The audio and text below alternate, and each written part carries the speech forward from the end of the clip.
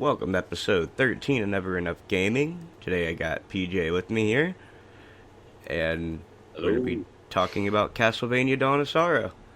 Yeah, thanks for having me. Yeah, thank you for coming on.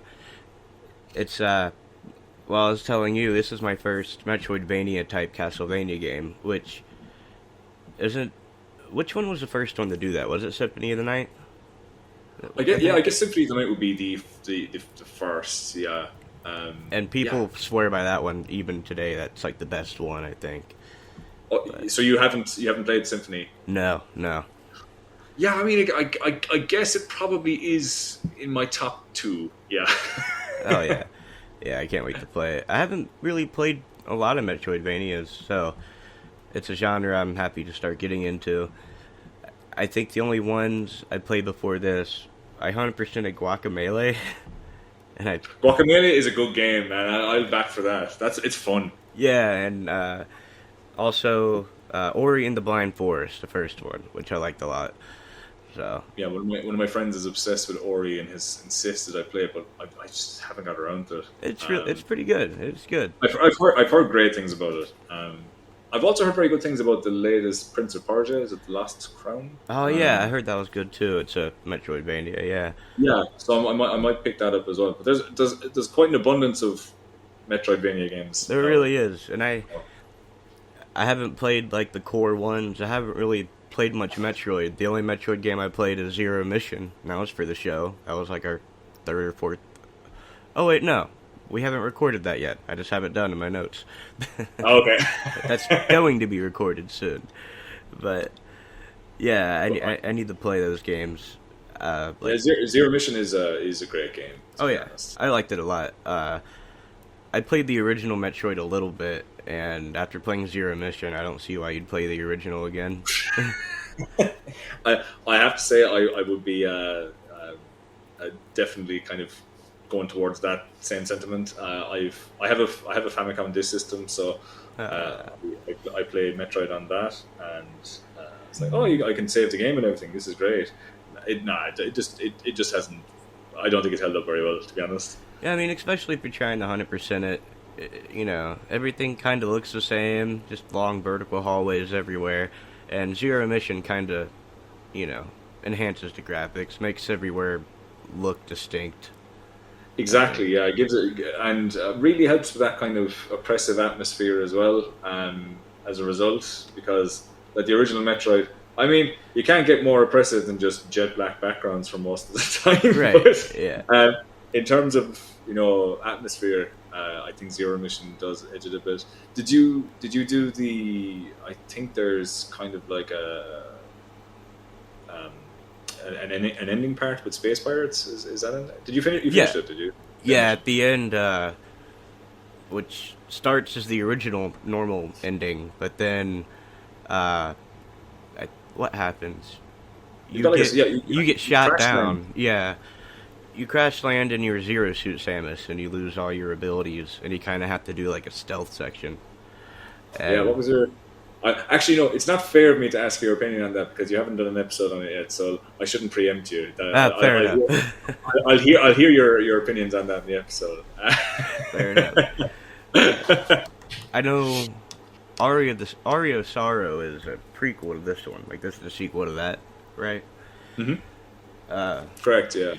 so, I, which I found that out after I was like halfway through this, and I was like, oh no, Oh, I I didn't like to realize. play the originals first, or like you know.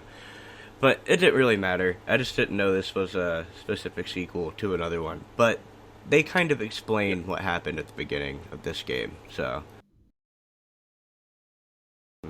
Well, I mean, the thing about Aria of Sorrow and Dawn of Sorrow, uh, I would argue that they're a bit light on story. they are. So I don't, you know, it's um, to be honest. I feel like if you took the script out of context, out of the context of a video game and just read them kind of raw, you kind of say, "Oh, this is like a pretty generic like anime episode or something." You know, it's not too incredible or Right. You're anything, trying to but go fight the that's villain. You're trying to fight dark urges of, you know, becoming the Dark Lord. It's nothing too. I mean, like that part is kind of cool and skews, where you think things are going to go with the fact that your character has the ability to kind of go in a direction that's quite dark, depending on where the story goes. I mean, that's kind of especially cool. with the Julius mode ending, they play into it, which is really cool. Yeah, And for sure. that Yeah. boss fight itself is just even amazing, also because well, I guess we'll talk about it. But no, yeah. Area of Sorrow is probably, I would say, in terms of the community, probably rated higher than this. It is actually a very, very, very good game. But there's nice quality of life improvements that are in Dawn of Sorrow that I can't shy away from either. So, yeah, both really good games. Yeah, I was looking at reviews for Dawn of Sorrow, and it pretty much got like 90s and across the board, like pretty damn good reviews. This one did, and I know. Yeah, I think I was going to say any criticism of it seems to be kind of around the aesthetic. It kind of moved from, just the art style, and the fact there's like an opening like anime cutscene and stuff in Dawn of Sorrow. I think some people were a bit standoffish against that. Even the artwork on the front of the game is kind of done in an anime art style, which is a bit of a departure from the previous game. Okay. So there was some criticism around that. I'm indifferent, if I'm honest. I think it looks perfectly fine. Yeah, I think it looked great. Yeah, I guess some people were a bit hesitant I wouldn't say hesitant, but resistant because of that. But no, in terms of just straight gameplay, I think it's definitely, I put it probably in the 90s for a handheld game. Yeah, I mean, the only thing I can even think to complain about a little bit is I wish there was a little bit more variety in the places you go to. Like, okay. I mean, I do like the first area, which is like that snowy village, and I mean, you are just in a castle, which there's not too much you can do. And what they do is pretty good. I mean, I like the abyss when you get there, but a lot of it just looks like simple castle layout. I just wanted a little more, but I don't see what an easy way you could do that with the story here.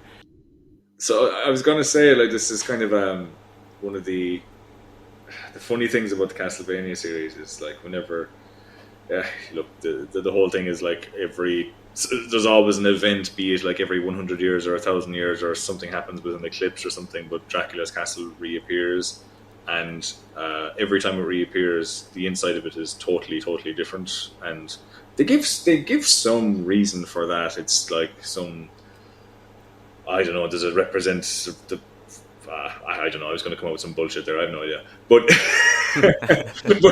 that sounds right. Yeah, thanks. Yeah, I almost had you for a second. But I mean, every game the castle is completely different.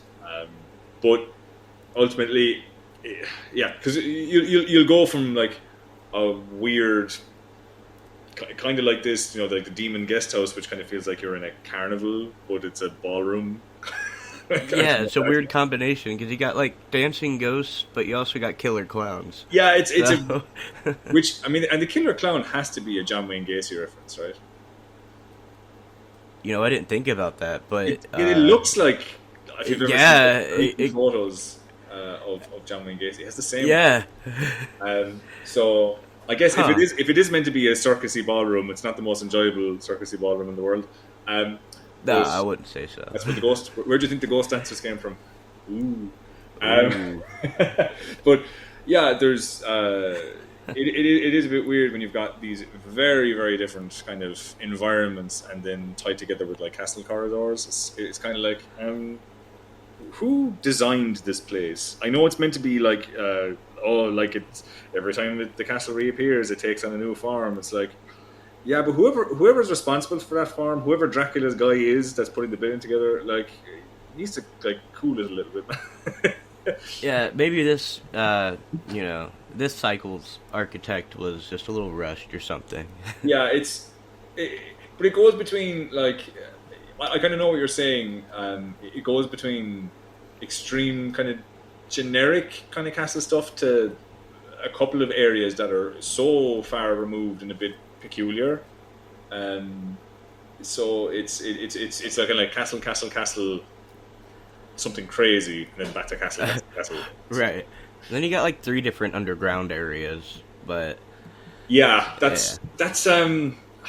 they, they do love doing that. What I find funny is kind of another typical Metroidvania thing is you go deep into like typically you go deep into an underground section and it's either like a mine or like underground cavern system, and then you'll open Right. the door and then you're just in a normal room again. It's like, but I'm still like I'm definitely like a mile below surface right now. Where, like, Right. okay, doesn't really feel like an underground area, but okay, let's go with it. Um, but no, but overall, like I quite like the map in this, but I can totally get on board with why you might think it's a bit generically castle driven. But it's still not bad, but Yeah, and also the map itself. I like that it's always there on your screen. It's so convenient and nice. The yeah, DS is good for that. I love having the map on a screen. yeah, absolutely, 100%. It's something that I guess we were talking about before we started, but typical, you know, kind of banging your head against the wall kind of thing of where do I go next? I mean, it's easy to kind of deal with that when you've got the map constantly on screen. You can constantly refer to it and kind of go, oh yeah, I didn't realize I could go there. It kind of helps with that, because otherwise getting lost would be even more frustrating, and like it is definitely something that you're going to come across playing this like quite a lot. Oh yeah, especially if you're in a new area and you're trying to find that save room or warp room, Oh yeah. and the worst part is when you're trying to do that, but instead of finding a save room, you walk into a boss on accident. Like, I damn it. have done that. Yeah, when that little magic seal pops up, I know I'm in shit, man. Uh, so Yeah. I know, like the very start of the game, you start in. You actually Yeah, you're don't start in the Lost Village yet. You start in a one-off. You're in the middle of a city. yeah, Yeah, and it takes place some years after the first game. I Oh, think a it's, year, I think it's 1 1 year. year. Yeah, yeah. Yeah, and the year's 2035, I think it said. Um, and you play as Soma Cruz, who I assume you play as him and Arya. Correct. Yeah. Right? Okay. Is this the only games he appears in? Is these two? I mean, there's technically, there's that. It's a non-canon game that was on the Xbox 360 and a couple of other consoles. It's not. Is it? It's not Harmony of Dissonance. No, it's not. But yeah, you can technically play as him in one other game, but it's non-canon. It's just Oh, okay. as far as I know, and I could be wrong here, but I'm pretty sure it's just these two. All right. And yeah, I like him as a character. He's pretty cool. He Yeah. he's struggling at becoming the Dark Lord because after he beat Dracula in the last game, I guess if you beat Dracula, you become him. Uh, No, and I don't know how much I should no. say. Uh, uh, it's no. The all I'll say is where this the start of this game is based on kind of finishing Area of Sorrow with the best ending, which is um, Soma realizes that there's the potential to take on like dark powers, but uses his good old fashioned initiative and good old detective work to make sure that doesn't happen. But yeah, it does culminate in a fight with Dracula. But the outcome is that, as far as Soma is concerned, not only is he not going to be overtaken by these dark powers, but as far as he knows, they're basically totally inert. They shouldn't be able to be reactivated anymore. So oh, okay. this game kind of starts with that, more or less that false sense of security that no matter what weird shit happens, I'm not going to get like turned to the dark side or anything. That part is done. That's kind of where it's coming from, really, when this game starts. Is he believes that he can't. So I suppose what I mean by that as well is he should not have the ability to like absorb souls anymore. All of that is gone. He thinks he's just back to being a normal dude again. Yeah. So that's why he gets caught off guard at the start of this game, because all of that stuff starts happening again. Yeah. Yeah, it opens, you're in a city and you're with, who is Mina supposed to be? That's your, Like, I guess it's is meant it, to be his best is it just gal, a, but okay, I didn't know if it was just a friend or an actual love interest, like his it's partner, or, like, I think it's meant to be like a love interesting, but kind of like a shy kind of teenager, kind of will they, won't they kind of thing. anime. Yeah, basically, right. Yeah. If so, just to give you like, this isn't a spoiler thing. This is something that happens at the very start of Aria of Sorrow, but just to kind of link what it might give some hint as to what their association with each other is. Mina is best friends with Soma, and her dad is a priest at a shrine in. Do they call it Neo Tokyo? I think. Okay. I think it's something like that.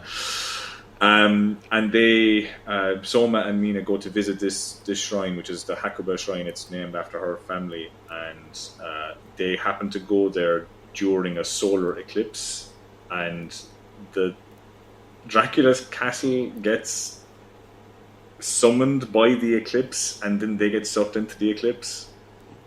That makes sense. Yeah. I'm smiling as I'm saying it because I'm like, Jesus, I'm like, am I doing a bad job of explaining this? But I actually think it's just not good. Really. Sounds crazy. Yeah. Yeah, so they're just kind of school friends at that point. And the only other thing that is mentioned about her is her dad, is the priest at that shrine, and they're at that shrine when they get sucked into the eclipse, and ultimately that's where Soma goes off on his journey and finds out about his dark powers and stuff. But yeah, to be honest, Okay. there's hints of like peculiar tension between the two of them occasionally, but she is a complete nothing character, to be honest. Yeah. Guess she just doesn't really play a part in this, and except for the beginning and end, really. I mean, there's the is it against? Yeah, it's against Dario that you can get a bad ending if you don't have her talisman. So it's kind of Right. Yeah. So she's literally used as a plot device, but she's not even an active participant in that scene. Yeah. Which is kind of it's a bit bleh. And to be honest, it's like I was actually just going to maybe talk a small bit about the other NPCs, but probably we should finish speaking about that first interaction where you actually get control of Soma in that city. Yeah. Maybe I don't know if you want to speak about kind of what happens there. Yeah. So you lost, conveniently, you lost your powers after you escaped Dracula's castle. So you're back to level 1. They Metroid you. And then someone named Celia appears, and she sends some monsters at you. And then Genya appears. Yeah. And Celia calls him the Guardian, and he gives you a knife, and it's time to fight. These are just, simple skeletons. Then you get your first ability, where you can just throw a bone up in the air. I like how simple some of the abilities are. Like, some of them are just there, but they're completely useless. Like, why would I ever use this? Yeah. Yeah. Don't you talk shit about the bone, man. That's a great ability. Hey, not this one. Yeah, this one's good. Yeah. I don't know if it happens with so so you mentioned there that you kill a monster, you absorb the soul, and you take on kind of a power that they had or an attribute about them. So if there's a skeleton, you kill it, you get their soul, and now you can throw bones. Right? Wow. Yeah. But I don't know if you can get it at a low level, but there is a chance when you throw a bone that you throw an extremely oversized cartoon-sized bone. Have you ever seen that? No. So it might be to do with the fact that if you collect, so you can collect up to 9 of the same soul of any soul in the game. It levels them up, right? Exactly, yeah. So if you, I think you might have to get it up to a high enough level. I think after a few levels, you get a small chance of it being a big bone. And when you max out the level, you get it a lot of the time. and it That's does that's stick. cool. But yeah, I think whenever there's like streamers playing the game and someone throws a big bone, there's always like reams of comments, big bone in the in the chat. Um, but but yeah, it's pretty silly. Absolutely, yeah, I love it. Yeah, it's awesome. I wish I would have known Yeah, about that. there you go, Um, learning experience. yeah, that's your first projectile thing, and then you get the Armor Knight Spirit here, which is your first R1, and it's just a spear that you twirl. I didn't really use it. Um, Nah. then you get uh, your next section of Soul, which is your next type. It's Golem, which raises your strength. Mhm. Um, yeah, all these enemies are pretty simple and easy to kill. I like that a lot of the enemies in other games would look like a boss creature, but it's just a normal ass enemy. Like, Yeah, it's just a spooky, scary skeleton. Yeah, it's yeah, um, um, the I think the narratively, and again I could be wrong about this, but the whole purpose of I suppose of Celia appearing and spawning those monsters, I think they're meant to deliberately be weak so Soma can defeat them, so that he can see that he's absorbing souls again, and it's to basically pique his curiosity and make him follow her to see she knows something yeah, about why I can do this again. What's going on here? So yeah. That I makes think sense knowing her master plan. Yeah. it's either that or I'm just covering for their laziness and they didn't create a cool boss at the start of the game. Nah, I think this makes sense. So Celia ends up saying she'll see your demise, and she teleports away. And you're confused about how your powers returned, and Genya says it's because you never had a need for him until now. Uh, he says that Celia is the priestess of a new and rapidly growing cult that's trying to resurrect the Lord of Darkness. And yeah, a few days passes after this, and it cuts to Soma, and you're in like a snowy forest Mhm. area near the cult space, and you're with a man named Hammer, who is your weapon guy. Yeah, he's You know, actually basically all of these NPCs are returning from Arya. okay, Just for your reference, I don't want to spoil anything for you, by the way, but it's all right if you do. yeah, I still don't want to though. But yeah, he yeah, almost all of them are recurring. Apart from the antagonists, Celia, Dario, and Dimitri. They're not. They Okay, are characters, but pretty much everyone else, including, believe it or not, Dracula. so Hammer's the one who showed you where the cult is, and he decides to come with you and set up shop. He needs to make money. Mhm. Uh, and you get to the Lost Village, your first area, and I like this place a lot. It's a snow-covered town. Um, I like that little details. If you jump on a vehicle, the snow will fall off it. I love that. Yeah, Yeah, it's a little thing, but it's nice. It was kind of like for me. I played it probably not too long after the DS came out, and I was like, oh, you can get nice little details out of a handheld all of a sudden. This is pretty cool. yeah. Um, I always like snow areas too. They always look nice to me.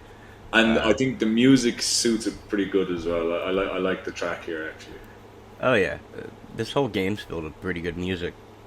Yeah, Um, yeah. eh, There's nothing offensive to the ear. Like it's pretty good. But yeah, yeah, I think the music here kind of has the. I don't know if it actually has sleigh bells, but there's something a bit Christmassy about it in a kind of a way, yeah. which I kind of like. hmm It's weird how there's a certain music that goes along with snow levels, certain music that goes along with lava levels. Like you just know. And I'm just thinking of Super Mario 64, man. To be honest, it's Right. Because like the water levels sound like yeah, they it's belong there. absolutely yeah. There is like just a proper theming.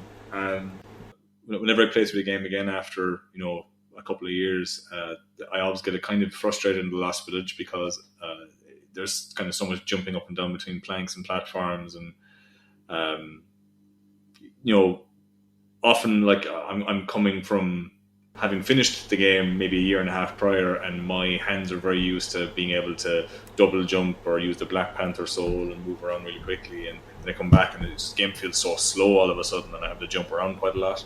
Yeah, true. I have a funny relationship with the Lost Village. It's a really cool opening area. I love the music. I love the atmosphere. I love those small details. But in terms of the kinesiology, moving around, it can feel a bit cumbersome.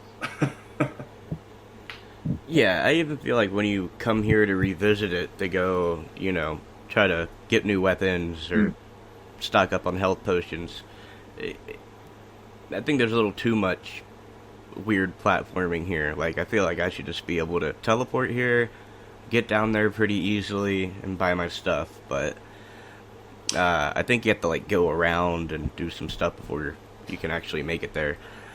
Yeah, and that's, Joe, kind of another, I don't know if I call it maybe a shortcoming of the Lost Villages. I mean, it's pretty sparse, there's not a lot there, but you're kind of required to come back here time and time again, because it's the only place where your merchant and your weapon upgrades actually live. So you have to kind of constantly come back here to kind of deal with these slightly irritating platforms, and it kind of makes me wish that they had a more mobile way of being able to buy stuff. Constantly having to walk back to the same place is a bit I don't know, it's a bit irritating. Yeah, I didn't do it as much as I wanted to. Like, I'm like, I really don't feel like navigating the village right now. I'm fine. Yeah. So that's probably another detraction from it. But on the whole, yeah, like I said, I like the vibe. So yeah. I think you perform some pretty light platforming, and I think, do you meet Yoko after this? Yoko and Julius. Yep. Yeah. You end up running into Yoko and Julius Belmont. And they're both here investigating the cult. Belmont says if the darkness draws you in, he's going to have to kill you, because he's worried about you becoming the Dark Lord. Julius... I was going to say, the thing about Julius, when he says that, it's real kind of like, that kind of stereotype of like the dad with a rifle. When someone comes to get his daughter for the prom, yeah, pretty much. It's kind of like, you do one thing out the way, and I'm gonna blow you away. Exactly. It's so yeah, it has that kind of like teen drama cringe kind of going on with Julius sometimes. It's a bit like, I don't know. And I like at the end that they're both cool. Yeah. It's basically a buddy cop drama by the end. Yeah, right. So he heads off, leaving Yoko behind, and she gives you your first magic seal, which introduces your stylus interactions. Yeah. I like these, and I don't like them at the same time. Well, you mentioned that this was being scored in the 90s, so I haven't seen the scores, but if that's the case, 10 points were taken off probably because of this. Right, yeah, I mean, there's nothing worse than you're fighting a hard boss, and then, especially the last few seals can get a little complicated if you don't memorize them. Yeah, and it's the tracking on it is a bit weird, because like there were times where I was using a stylus, I was on real hardware, everything, and I was like, man, I absolutely drew that correctly. And what?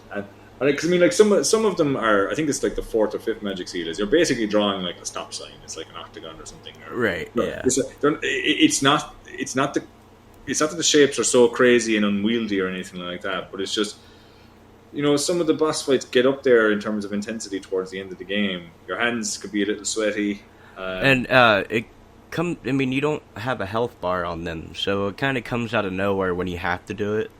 You're like, I wasn't ready for it.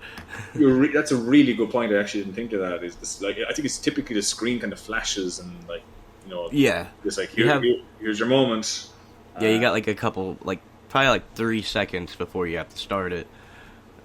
But did you do it using your finger? Or did you use a stylus? Well, I I'm playing it on my Steam Deck. So, uh, at first I was playing it hooked up to the TV, so I was using my computer mouse. Uh, Oh man, which that's sort of yeah, awful. That's awful. but it sort of worked. And then I ended up unplugging it and using the portable. And Steam Deck has a touchscreen, so it was better with that. I used that. Oh yeah, I've got a Steam Deck too. I love it. Oh yeah, it's my baby. So I don't know if this is a time to tell you that there is actually a version of the Dinosauro RAM that has the magic seals modded out. Really? I got used to it. I guess that's yeah. See, you learned, so that's good. Yeah. But it's not that it's not that I like have a deep hatred for the magic. It's not that they make the boss fights like unwinnable or anything like that. It's just not an additive feature. Yeah. Really. It's just it even kind of like when I first played it, it just stank of this is arbitrary and you guys put this in there because it was there. It's like we have to do something with the touchscreen. So like that, yeah, that wasn't great. I feel like they could have come up with much better kind of experiences than that. That's how I feel about like removing the ice blocks. It just feels like it's thrown in there, and it feels really awkward and weird, and it looks weird, and yeah, it's.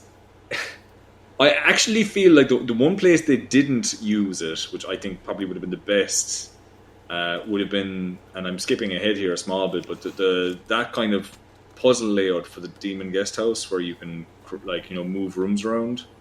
Right. Yeah. Yeah, they could have made an actual like puzzle game out of that. Yeah, because it's not mandatory, so It's exactly, but they could have done something using the touchscreen itself and created like in order to get like the best treasure, you have to actually use a stylus and maybe randomize the rooms or whatever. And I don't know, but that would have been a better idea, I think. Maybe something like that. But the magic seals, fine. To open doors, whatever, fine. Okay, grand. To kill bosses, I don't know, but the ice block thing is absolutely stupid. It's just yeah, it is. It doesn't feel good, and it's just and the hallway there's a long hallway they have to go through a couple times, and it's full of it. Yeah, and there's a break in the ceiling you can jump through as well, and that's kind of awkward to get into. I don't know if you know, there's a secret room in the ceiling. The hallway. Right, yeah. And you can't just like walk forward and hit the screen because you have to do some platforming in that room too. You need the blocks. You need to actually jump on the blocks at one point. Yeah. But the thing is like not again, not to jump ahead too much, but it's one of these kind of scenarios where you unlock this new ability. Like you have to beat a boss in order to be able to do that, and then the outcome is being able to use this touchscreen stylus functionality and literally use it like in 2 rooms. Yeah, it's like it's there is like no payoff. Right. So that's kind of the killer for me about just the touchscreen implementation for this game is the couple of ways they integrate it. Either they don't add to the boss fights. Like I said, I just don't find it to be additive. And the other place it's used is the ice blocks, which is just it's a nothing experience. So I wouldn't say it takes away from the game overall, but it just it does make me roll my eyes a bit, I suppose. I mean, I think your idea with the puzzle room is good. That would be a great way to do it. Or like, instead of making it mandatory to kill the boss, like maybe have a super special move you can use with the stylus like once or something to take a nice chunk of health out. I don't know. Yeah, like because I mean, screen clearing moves like they're not super common in Castlevania, but there is one in Symphony of the Night. Is it Power of Sire? It's an item you can use, but it's basically a screen clearing move. But I mean, you could have done the equivalent by, you know, like swishing in a certain motion into the touchscreen, you know, something like that. There could have been a few different implementations. Like maybe you only can use it when your magic's full or something. Or... Yeah, exactly. Yeah, but yeah, having secret moves or something like that would have been more engaging, you know. Yeah, and people don't have to do it; they don't want to, and yeah. And I suppose the other thing as well is those touch mechanics. You have to use them. You know, whereas doing something like you're talking about there, like having secret moves or secret abilities, can have them tied to certain touch controls. I mean, the thing is, they will be beneficial to those that know about them, but not mandatory.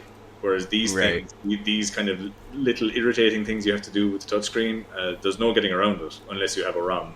But there's no getting around it. And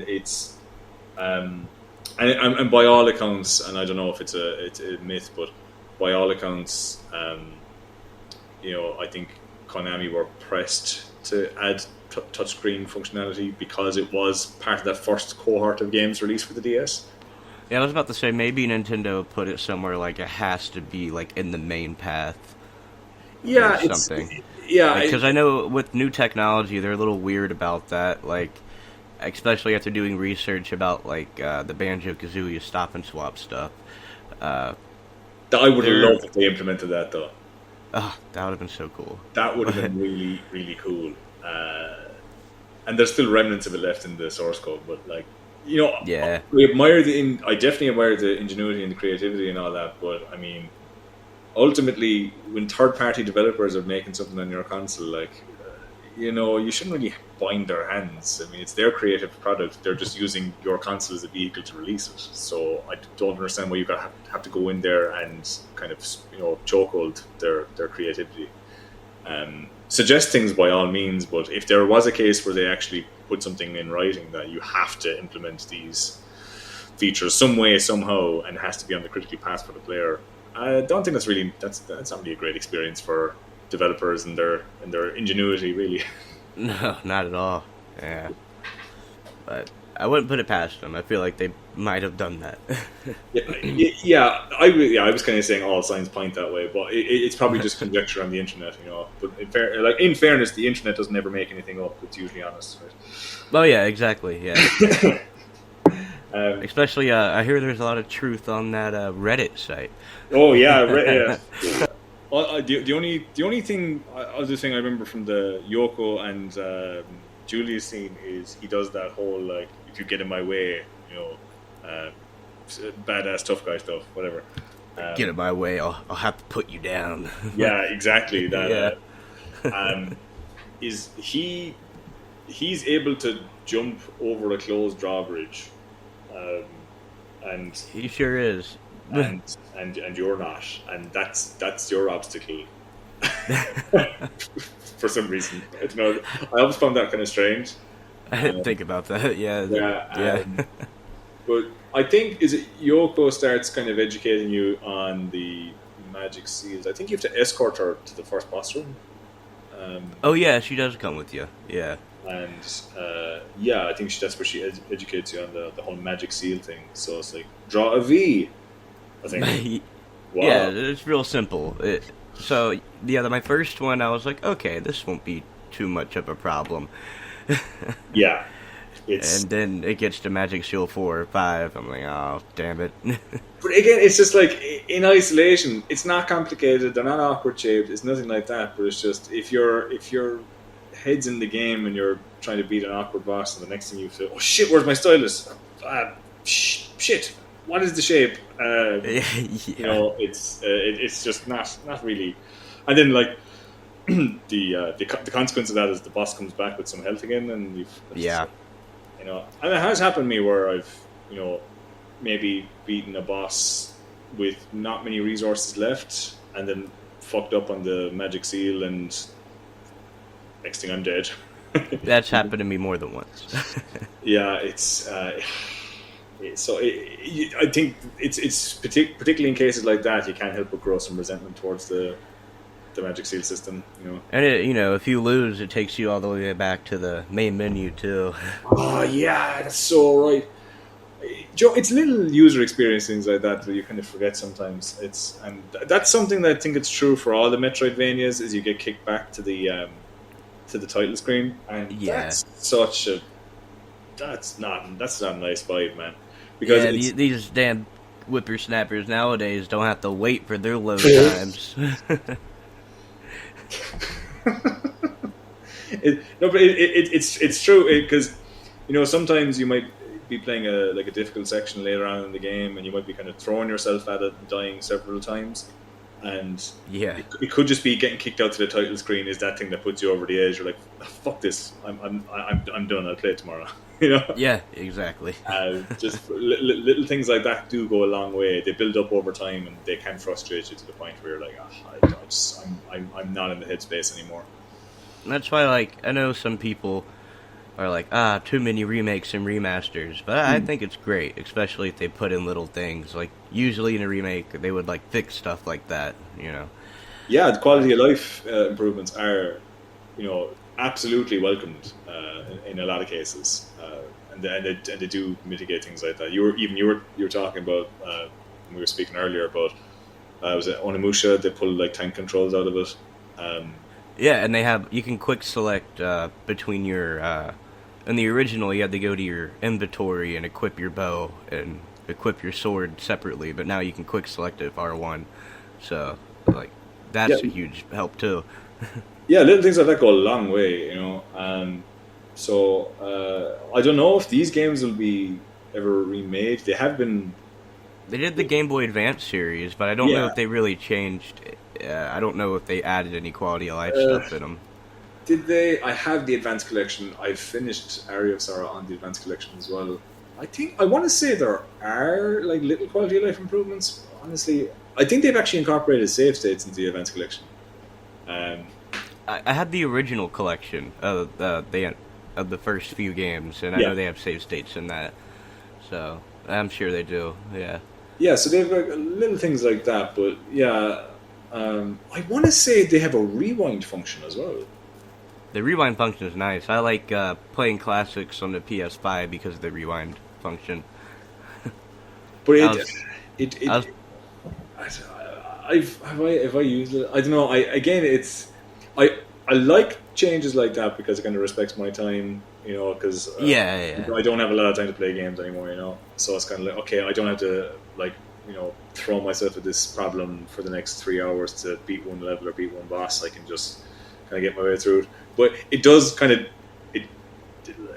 dilutes that that little sugar rush from beating a difficult section, because I'm like, I kind of bitch my way through that though. It makes you feel a little dirty. It does make me feel a little dirty. Are you the same?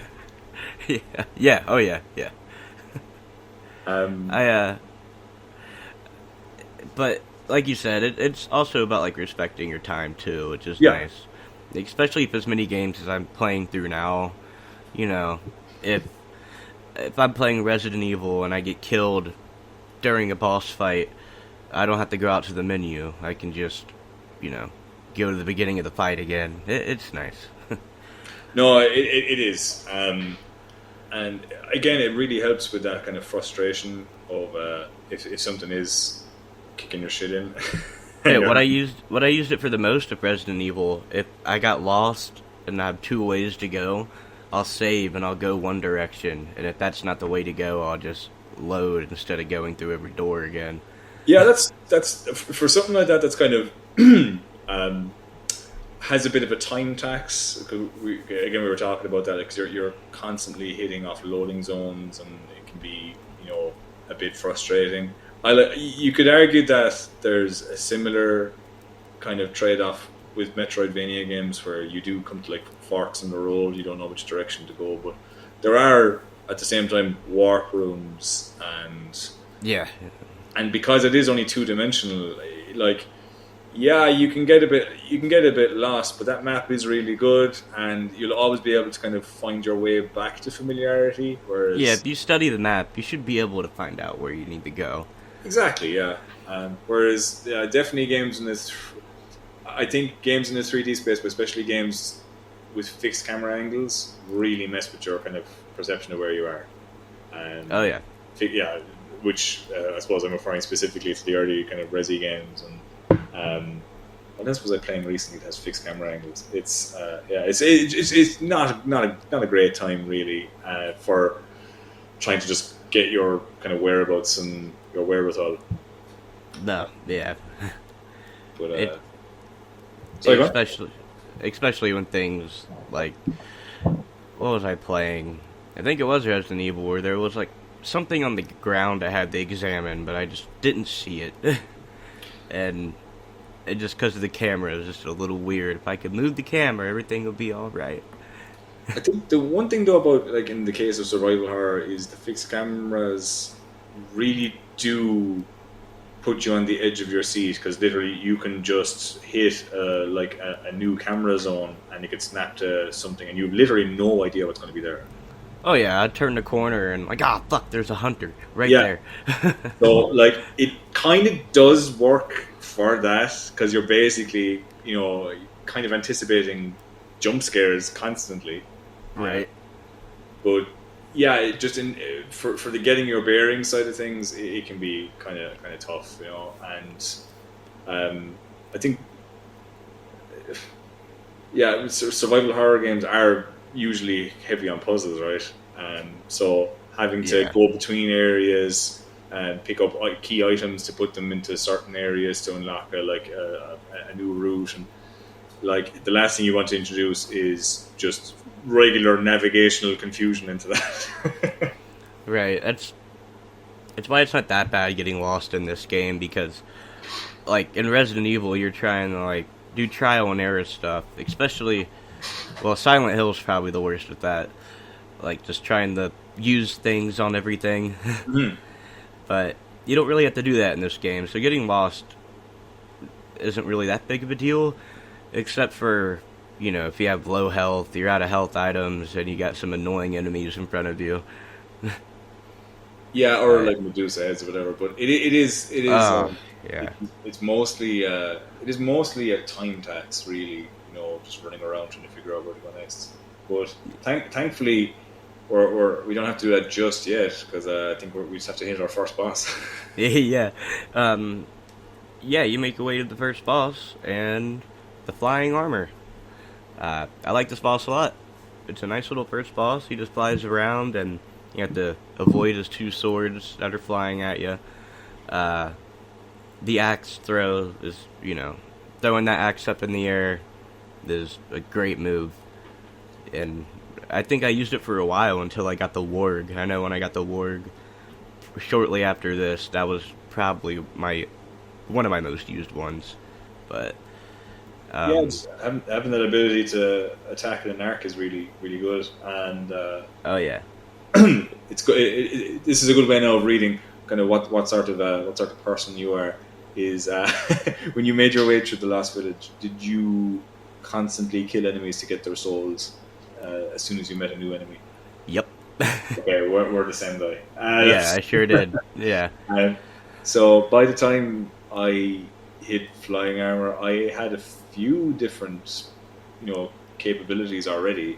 Hmm. I probably early on, when I first played the game, underestimated the drop rate. The drop rate is not generous, No, it really isn't. um, especially. You mentioned like it's really useful for the DS. You have the map screen kind of on perpetually, but if you hit the select button, you can kind of swap over and see a bestiary Yeah. record for the last enemy that you've hit, and Hmm. it'll tell you the rarity of their soul drop. So it only gives you like 1, 2, 3 star drop, um, but man, even like a 1 star drop you can really throw yourself at an enemy and it just won't drop. Um, So Yeah.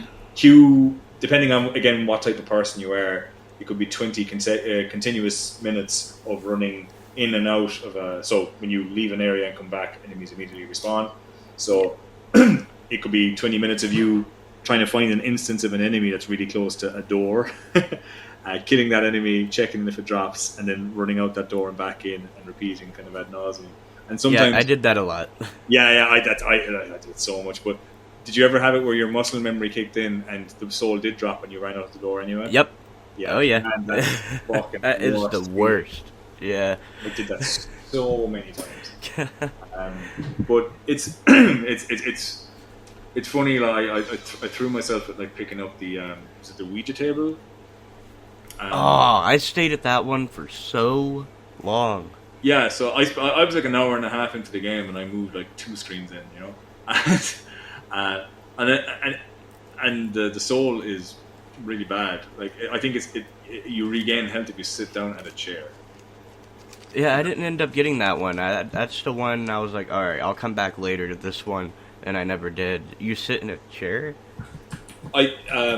So you might know, but there's actually a lot of, they look like background sprites, but in a lot of rooms there's actually just chairs there, and if you stand in front of it and press up, someone will sit down.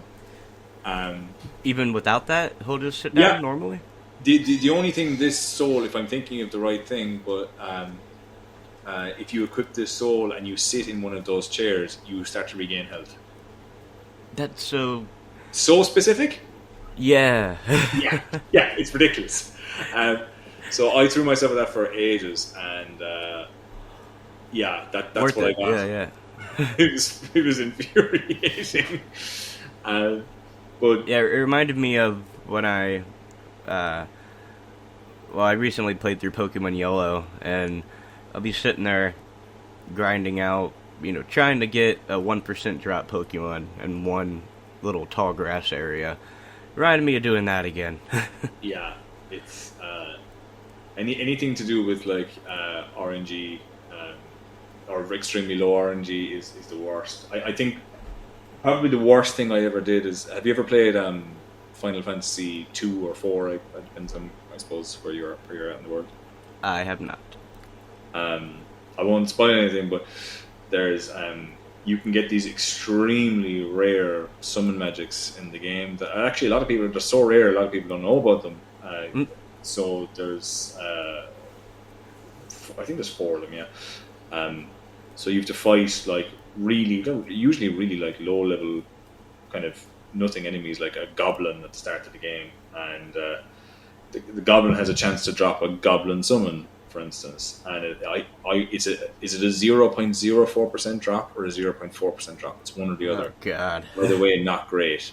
And I made myself get every single one of those on a playthrough. I know for a fact that's what I'm going to do when I play it. And as well, at the end of the game, you can get these. They're called tails, but they're like.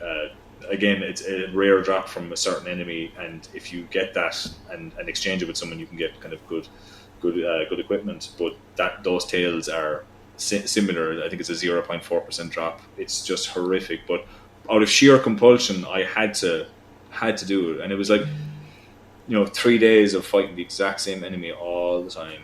And, like there's no love in it anymore at that point. And yeah, that's where some of these soul drops went in Dawn of Sorrow. I don't know what gives us the will to just sit there and grind it out, but yeah, I'm the same way. Like, I remember, have you played Kingdom Hearts? I have never finished Kingdom Hearts, but I have all of them. Well, in the first Kingdom Hearts, you start off on Destiny Island on the beach. Yep. Well, you can train with the Final Fantasy characters there. Yeah. And I played it, I think my play time was 8 hours or something, because I grinded up the level, 20 there. Jeez. And no, I know. I do know exactly what you're talking about, and I did a bit of that, but I didn't do that. That's a lot. I was like, you know what? I was playing on proud difficulty, and I just put on a podcast, and I was just doing my thing and playing it. Like, why not?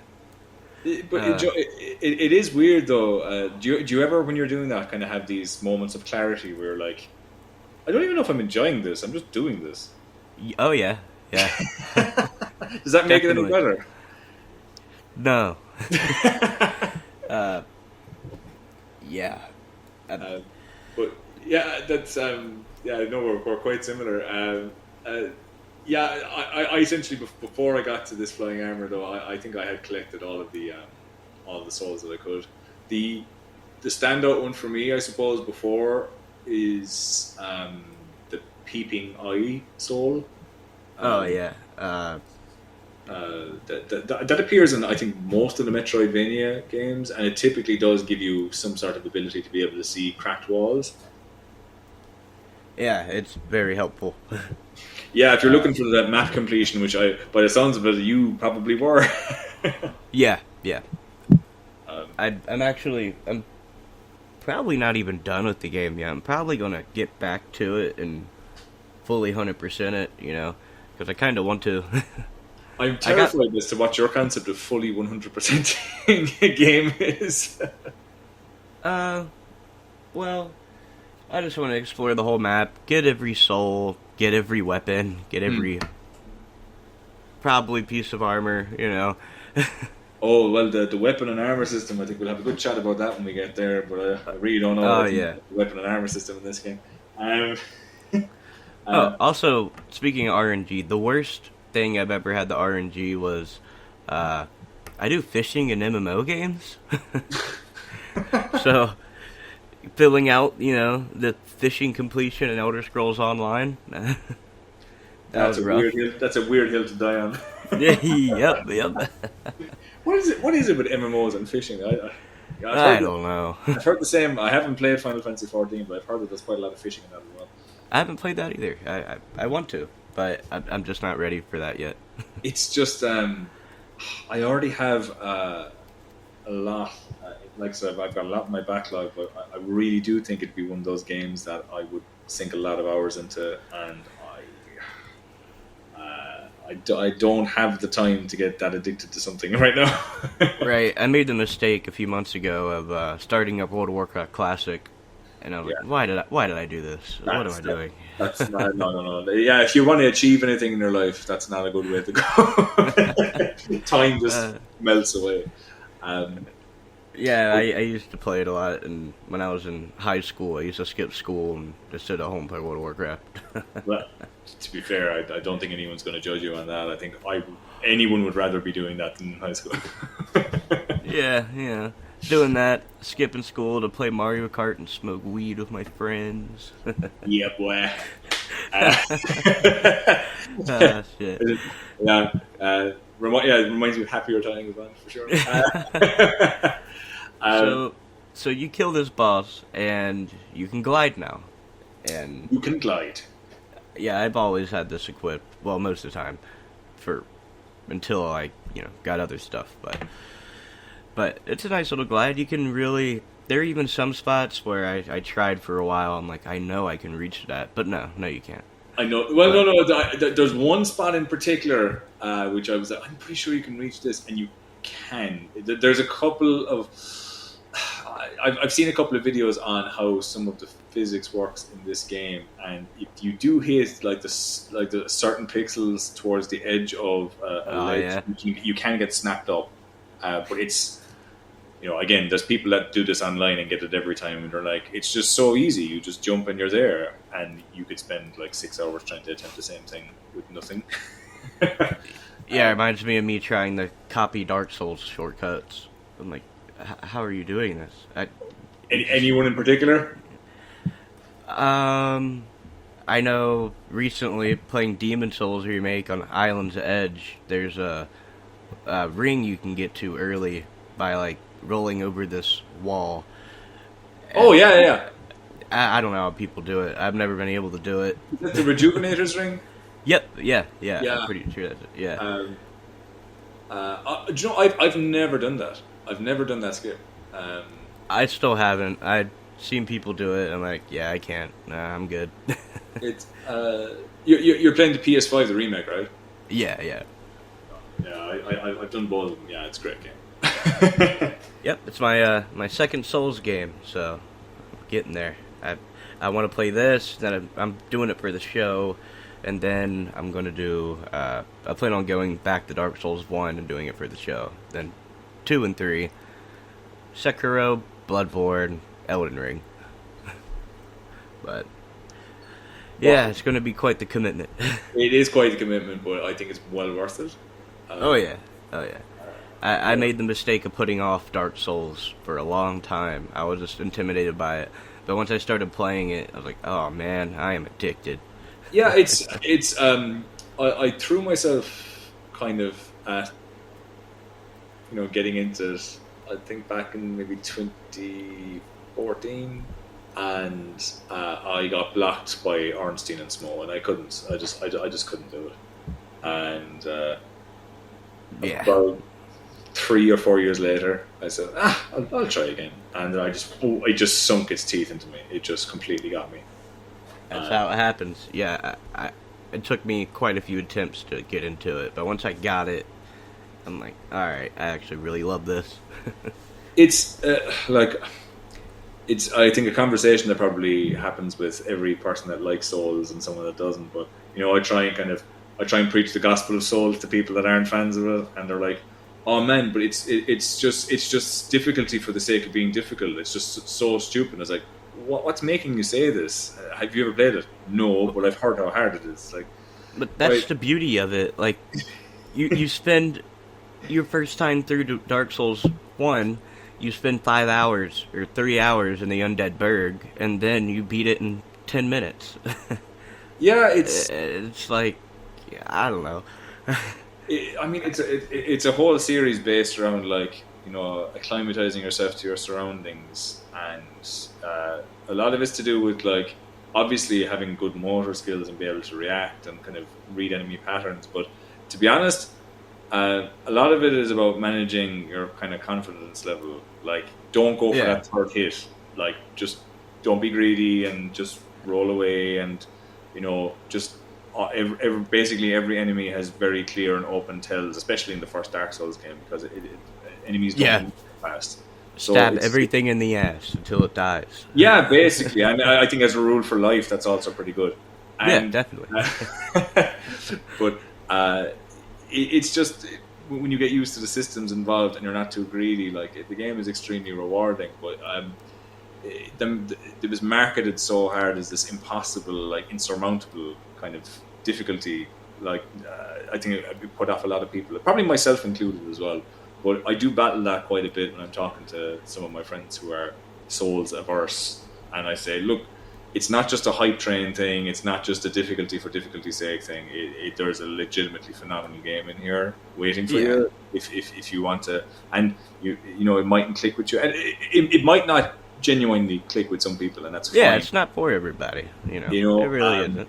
But it's I think it's absolutely worth a go, and I think the fact that a lot of people aren't really comfortable with the why do I have to constantly get killed by something and just tolerate it? It's like, well, it's like, when you die, it is your fault, and look, every death is a learning opportunity, because between two bonfires or between a bonfire and a boss or whatever, it's a static layout. It's the same enemies in the same places. They don't move.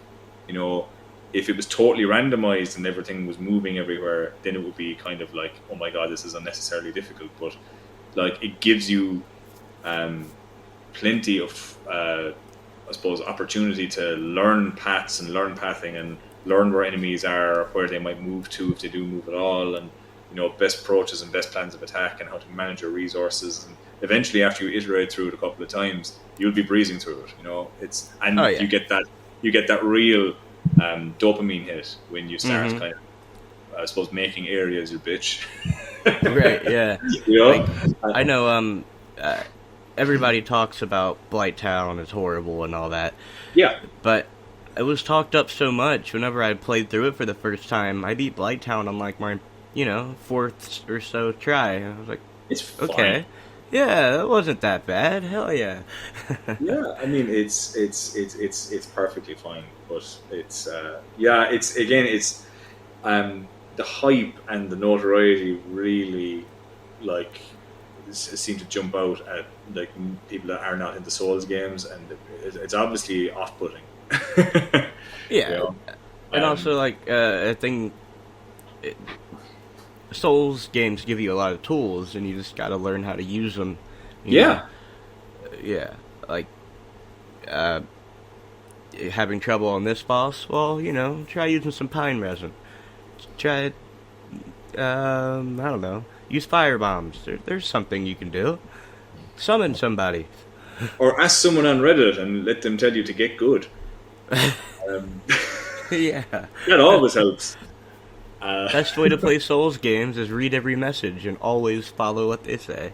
Always try jumping. Always try jumping. Every time. Yeah. And especially try jumping while gliding. Segway. Oh, yeah. Segway. Yeah, you can glide and you can do some exploring now. Well, sorta. Well, actually, you can find the Claymore after you do this, and you find Yoko, and then she tells you how to fuse enemy souls with weapons to create new weapons, which is a pretty cool mechanic. I like it. Except, you don't know what you're gonna get at first. Yeah, I like it conceptually, but it's just the fact that, unless you just happen to memorize the upgrade path of weapons from like a previous playthrough, you're either going to have to constantly farm for souls and try every permutation of something until you get like the ultimate version of a weapon that you want, or just I suppose succumb and look at a guide, which kind of takes from it slightly. And I unfortunately tend to do the latter. I'll just go and just look up a guide because I would find it kind of frustrating otherwise. I ended up doing that, but I did mess around with it before I did that, because it is kind of fun. It's kind of like playing the lottery. You're just mixing stuff around. You're like, alright, give me something good. But, yeah. Did it ever do it? Yeah, sometimes. I'm trying to figure out what weapon do you usually go for? I do tend to go for like overhead swinging weapons, a bit like the Claymore that you're talking about. Me too. I do tend to go for those just because they tend to get like enemies that are jumping overhead as well, and right. So, especially for like irritating enemies like flea men. Yeah, and you can swipe a good amount, like 4 Medusa heads flying in front of you. Yeah, it's really good just because it kind of covers the top and the direction you're facing. So I'm gonna stick with that. And if you can be pretty mobile with it too, because if you swing it and hit your back step real quick. Oh, you cancel it. Yeah, so that's a really good tactic. It comes in handy for bosses for sure. Yeah, I suppose the one drawback from it though is like if you do use it while standing, you remain stationary for quite a while. Yeah. So I tend to kind of jump and swing and jump and swing and jump and swing. That's the best way to use it. But there's there's definitely like a lot of weapon sets in the game. Like there's even a handgun. There's like brass knuckles. There's flails. I really like the variety of weapons. It is cool. It made me want to mess up everything, try them all out. I really wish I was more experimental like that, because I do tend to I kind of like how this feels. I'll stick with this till the very end of the game. I am one of those people, unfortunately. That's what I'm trying not to do, like with my playthrough of Demon Souls right now. Well, I'm on my second run. Like I did my first run of 2 boss weapons, and my next run I'm going to do with 2 boss weapons. Yeah, I'm just trying to mess around with things and try out new things, because I'm using daggers, and I usually don't use daggers, and it's actually going pretty well. So okay. I don't have the patience to kind of re-roll and try different builds and stuff. I'm probably everything that's wrong with like the modern gamer. But hey, nothing wrong with that. But it's typically, I mean, the thing about having this large variety of souls in this game and like different weapon sets, I mean, considering it's a handheld game, it's 5 hours long. But I mean, you kind of alluded to it earlier. I mean, the scope for rotating your build out and trying different things is pretty big actually. And yeah, it's nice, and there are certain combinations that will work better for certain bosses and whatnot. Oh, for sure. But it's wasted on someone like me who will just kind of go, I'll stick with the overhead swing and the big bone, and I'm good. Yeah, I mean, most bosses will be like, all right, time to bust out Manicore. Yeah, But, yeah, exactly. yeah. Yeah. So I used the larva a lot. used which? Sorry. The larva, it, you just throw out like a giant worm snake in front of you. Oh yeah. Yeah, I used that a lot. But probably the one I used the most was the warg. It just did pretty good damage, and It's the giant wolf head that just shouts. yeah, and Yeah. it does like 50 damage or so. Nice. Yeah, I mean, but Joe, you still kind of find your favorites and kind of stick with them. I would be like that. I didn't. Yeah, I actually think I finished even my last run. I think I was finishing the game using just like the skeleton bone as my projectile. Oh yeah, Perfectly happy with it. that's fine. Yeah, but I think was it after you have to go back. Do you end up going under that bridge that Judas jumped over and lowering the bridge? I think. Yeah, I think so. So yeah, the next area, yeah, you go underground here after you talk to like Hammer and Yoko, and you get to the wizardry lab. Yes. And you know this is a lot of long vertical hallways here, and you get some important things here. Like you can get your Manicore soul here, which is very helpful for bosses. A thing I noticed with this game is the weird food drops that happen. Like there's some oddly kind of I don't know, weird like gourmet food pops up. Yeah, I killed a Manicore here, and a plate of spaghetti it dropped. Yeah, like okay, awesome. Yes, the next logical step. Yeah, there's tons of like really like ornate, peculiar desserts pop up as well. Yeah. I mean, it's kind of cool. Why not? There's, but with the Metroidvania games, there's a lot of funny kind of food related. There is, yeah. Funny things, but like this famous one in Symphony of the Night is you can throw a peanut up in the air and catch it in your mouth. Joe, that's there's just weird things like that in a lot of these games with food. I don't know what that's about. But yeah, dropping a plate of spaghetti is pretty weird. I mean, yeah. Nothing better than dungeon food.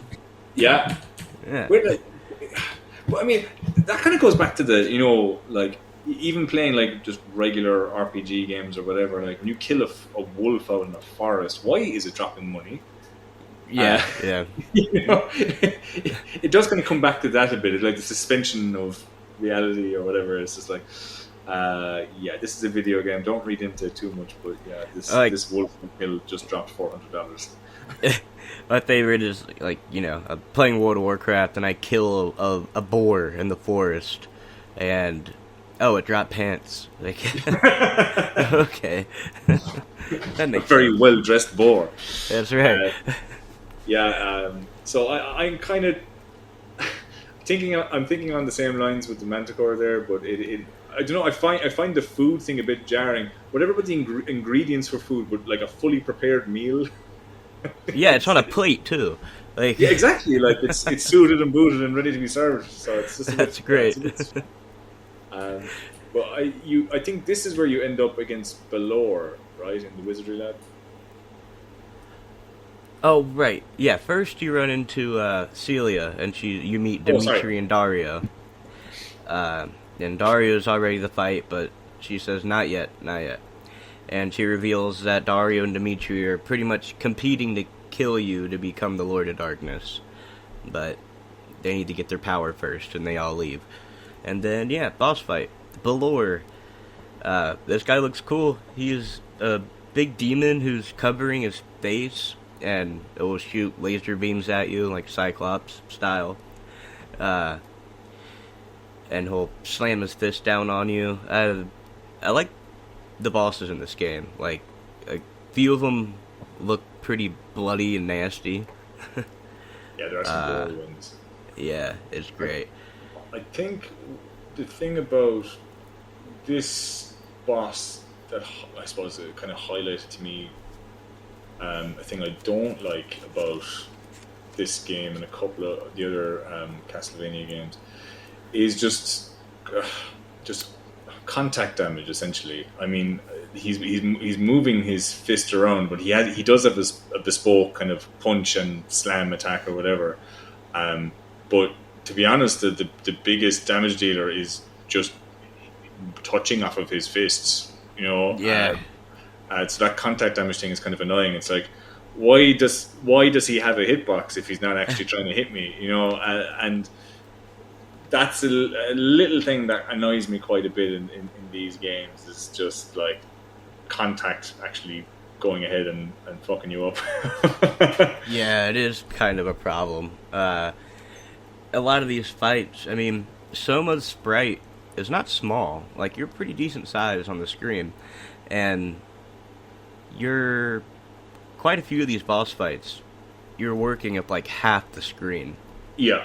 And, you misstep, and, you take a big chunk of damage, like, 150 points just because you bumped into them, or something like that. Exactly, yeah. Yeah. I mean, it's not, like, a big issue, but it does suck. I always made sure... I mean, I didn't at this point because, but this boss isn't really too bad with it. No. I always had, like, 10 potions on me, always. Yeah, it's always a case, where you're just kind of stopping halfway through and just chugging everything in your inventory.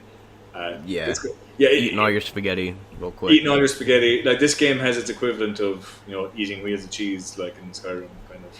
Yeah. I think it's a good idea. I mean, this game isn't hard if you're prepared. Exactly. It can be frustrating. I still wouldn't go as far as saying it's a hard game at all, but it can be extremely frustrating if you don't have resources and you're not kind of comfortable with enemy patterns. It reminds me of playing, like, Fallout, where, hold on, let me go to my inventory and inject, 20 stim packs. It is, it's the same kind of vibe, like, so keep that spaghetti on you, like, good. But, yeah, like you said, Balor kind of spends his time covering his eye until you hit him enough times, and eventually he starts shooting those laser beams at you. Yeah. But that's kind of it, and he just has those two phases, and he is okay. It's just, like I mentioned, the fact that you don't have too much real estate to move around, and contact damage is a bit irritating. But and he doesn't have that much health, but later the bosses start getting a lot of health. And you get to use your fabulous magic seal to seal the deal. Exactly. And that should be it. And now you get to use touch controls. Yeah, you get to you get the awesome ability to clear out ice blocks. All you have to do is, I was just going to say, when you first unlocked this particular, if you want to call it an ability, what was your genuine kind of? Did you have a reaction? Do you remember kind of reacting in a particular way when you used it for the first time? Or? It looks awkward as they're swiping off the screen. It just looks real weird, and I was hoping I don't have to use it all the time, which they don't make you use it a lot. It's only at like 2 or 3 rooms, really. Yeah, and even when you get kind of new abilities later on, you kind of to help you move faster, jump higher, it actually makes that obstacle totally obsolete anyway, so you don't have to interact with it at all. So it's really, it's just definitely my least favorite integration of touch controls. Oh yeah. I like that you don't have to equip it. Yeah, that's one upside, I guess. But you do have to equip a stylus in real life. True. Or a mouse. And you get to the Gardens of Madness, and there's some more cool enemies here. Like, you get the Skelerings. There's skeletons and boomerangs. I like. There's so many different skeleton variants in this game. Yeah, there's like this. Is it a skeleton farmer as well? Yeah, there's a farmer. There's a skeleton that's like just chasing its head on the ground. Oh, Yorick. Yeah. Yeah, Yeah. There's a lot of goofy enemies, which I appreciate. yeah, they have fun with it. That's cool. That's good. It has this weird thing of like it has this gothic kind of oppressive atmosphere, but it's not like scary or chilling. It's just like it's a pretty good vibe, whatever. Yeah. But it's just like cool and goofy, and that's about it. Yeah, But like not like not in a negative way. It's just you'd expect with like that kind of gothic atmosphere that they try and go for like the edgy kind of maybe they do sometimes, but they save that mostly for the bosses. It seems like. yeah, I think you're right actually. Yeah, Like when you get to the abyss, with like the level towards the end of the game, which is kind of like hell almost. You just literally get and figuratively. Yeah. some. I just like the randomness of the enemies. Like you have mud monsters down there. Yeah, Like, yeah, you do. like why?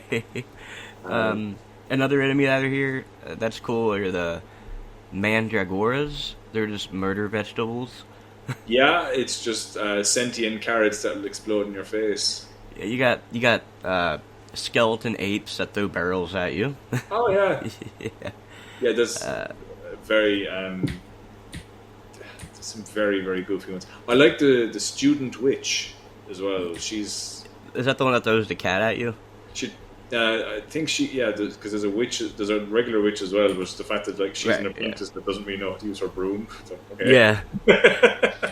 uh, Then bit weird, but okay. I can't remember what they're called, but you get those like just demades that are Oh, chilling there. is it Persephone? Yeah, yeah, Yeah, I think they have like vacuum cleaners and stuff as well. right. Yeah. Yeah. But you get all these plant enemies, and then at the same time you get this like big blue lightning bird, Oh yeah. Raikuda. Yeah, Yeah. but I just like that they're like, all right, we're just gonna make a bestiary of a bunch of cool little dudes, and you're gonna kill them all, and they all have unique abilities. That's the thing, is like creating all these unique enemies but unique abilities to go with them. I mean, it's a lot of effort. Oh yeah, definitely. I mean, pretty much every screen, just about, you're gonna see a new enemy. I think the only thing is like if you're like a lover of the Castlevania series, I mean there is definitely a lot of reuse. It's not too often you play a game and see a brand new enemy that's like that's like debuting in the game.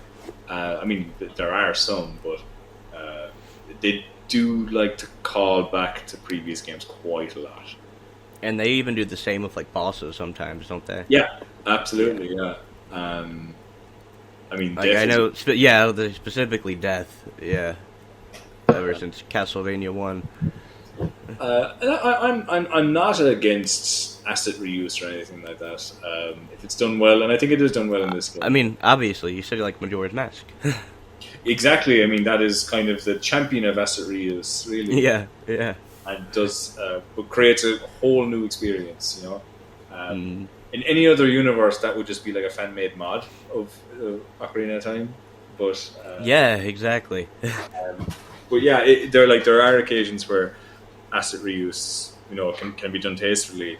If you've ever played the Yakuza series or Like a Dragon, I love those. I've never beat one, but I've played them. I'm playing through Yakuza Kiwami for the show, and it's going to be my first. series. Well, I have one guest for that episode. There's room for another one. If you can tolerate my accent, yeah, sure. Tolerate it? What do you mean? I do sound a bit leprechaun-y. It's all good. I'm self-aware. It's okay. But I absolutely adore the Yakuza series. Probably, like I said, my favorite series of all time. But I mean, that game is like it's asset reuse nightmare. I mean, every game is they reuse everything. Aren't you in the same city a lot, but they just add different mini games and maybe a new building or two? Oh yeah, I mean, I mean, in terms of environment, it's reuse. Even in terms of like character animations, how they run and how they walk. I mean, like you're talking maybe 15 years between games, and they've maintained all the same. Like it's kind of like if it ain't broke, don't fix it. Um, Well, yeah. I uh, mean, but they do it pretty well. Sometimes it can be a bit absurd, but yeah, Moreover, um, if you do enough to make the game in question that you're playing unique, um, I suppose in other ways, then you can give it a pass in terms of like asset reuse. And I do think Dawn of Sorrow is pretty covered there. Like it's not completely unique. I mean, it is very similar to Aria of Sorrow. I mean, it is for me, but yeah.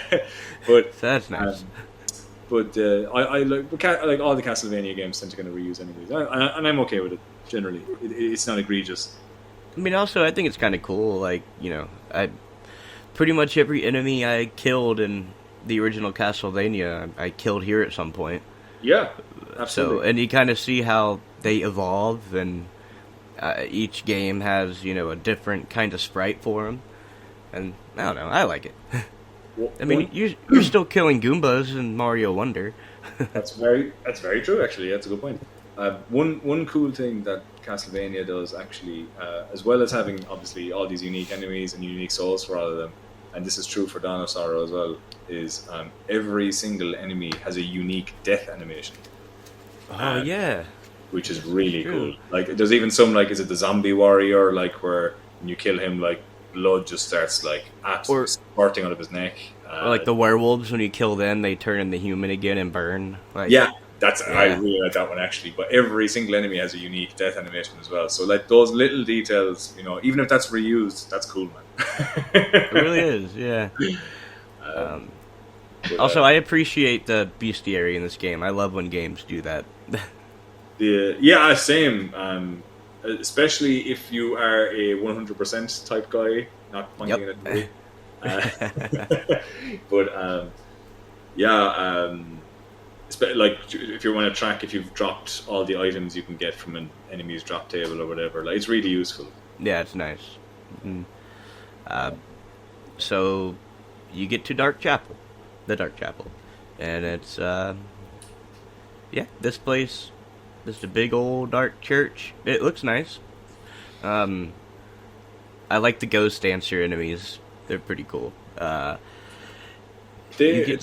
really cool, and their soul is pretty good as well. It's one of the earliest ways you can upgrade your luck stat. Oh right, yeah. So I think for every soul you get from them, I think it increases your luck by 8 or 4. I'm not entirely sure, but usually one of the first things I'll do, because I'm so into drop rates in this game and trying to get good RNG, is I'll try and get 9 Ghost Dancer souls as quick as I can. And it's nice because you can do that early too. So you can do it pretty early, but the other side of that is a lot of people say online, and I'm not really sure on this, but a lot of people say online that the luck stat doesn't really affect soul drop rate at all. So it'll make you feel better having it. I think it's a placebo, to be honest. But that works too. Yeah, but for some reason I still do it, even though I know that the luck stat is kind of a nothing. But I still make a point of getting 9 of them every single time I play this game. So I started off by saying, a good thing about the Ghost Dancer, and now I've just turned around and discredited myself. Oh right, yeah. Shit.